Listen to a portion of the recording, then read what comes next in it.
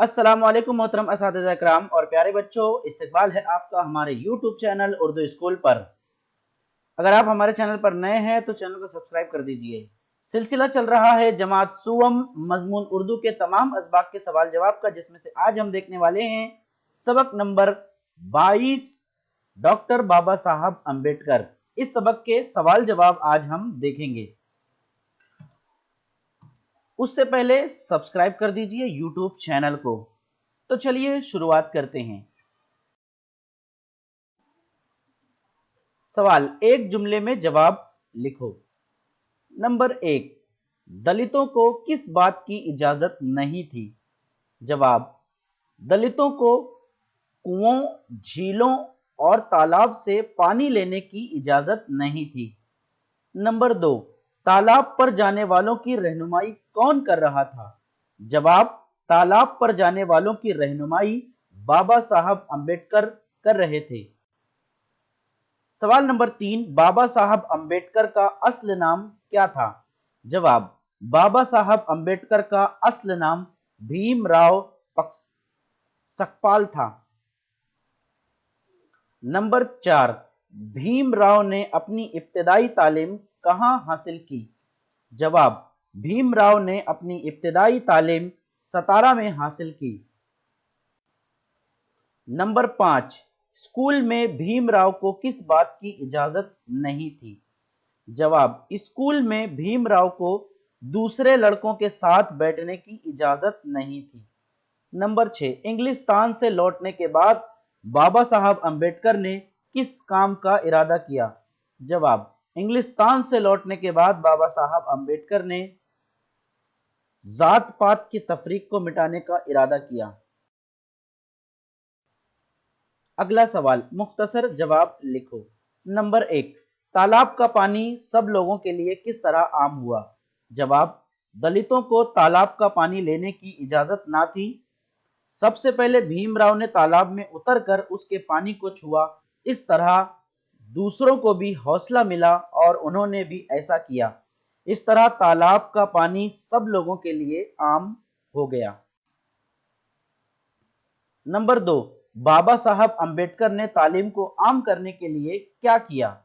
جواب، بابا صاحب امبیڈکر نے تعلیم کو عام کرنے کے لیے بہت سے اسکول اور کالج کھولے، عورتوں کی تعلیم پر بھی توجہ دی۔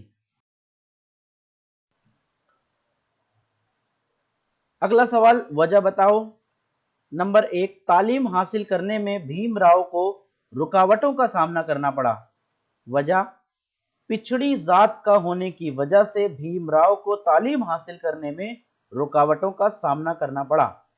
نمبر 2، بابا صاحب امبیڈکر کو دستور بنانے والی کمیٹی کا صدر بنایا گیا۔ وجہ، بابا صاحب امبیڈکر ایک اچھے قانون داں تھے، اس لیے انہیں دستور یعنی قانون بنانے والی کمیٹی کا صدر بنایا گیا۔ سبق پڑھ کر خالی جگہ میں مناسب لفظ لکھو۔ نمبر 1، ہمارے ملک میں ذات پات کا رواج ڈیش۔ جواب آئے گا تھا۔ نمبر 2، ان کے والد فوج میں ملازم تھے۔ نمبر 3، بابا صاحب نے عورتوں کی تعلیم پر بھی توجہ دی۔ نمبر 4، اگلا سوال، نیچے دیے ہوئے لفظوں کو جملوں میں استعمال کرو۔ رواج، بابا صاحب امبیڈکر نے ذات پات کے رواج کا خاتمہ کیا۔ نمبر 2، اجازت، والدین کی اجازت کے بغیر کوئی کام نہیں کرنا چاہیے۔ نمبر 3، خلاف، غلط اور جھوٹی بات کے خلاف آواز اٹھانی چاہیے۔ نمبر 4، تعلیم، تمام مومنوں پر تعلیم حاصل کرنا فرض ہے۔ اگلا سوال، نیچے دیے ہوئے ہر لفظ کے سامنے کوئی دوسرا لفظ جوڑ کر نیا لفظ بناؤ۔ مثال، ننا جمع منا برابر ننا منا۔ نمبر 1، صاف ستھرا، کھیتی باڑی، بھولی بھالی، چیخنا چلانا۔ अगला सवाल, सबक से तलाश करके नीचे दिए हुए लफ्जों की जिद लिखो। अल्फाज दिए गए हैं, उनकी जिद भी दी गई है। खास का आम, आग का पानी, शागिर्द का उस्ताद, नफरत का मोहब्बत, गुलाम का आका।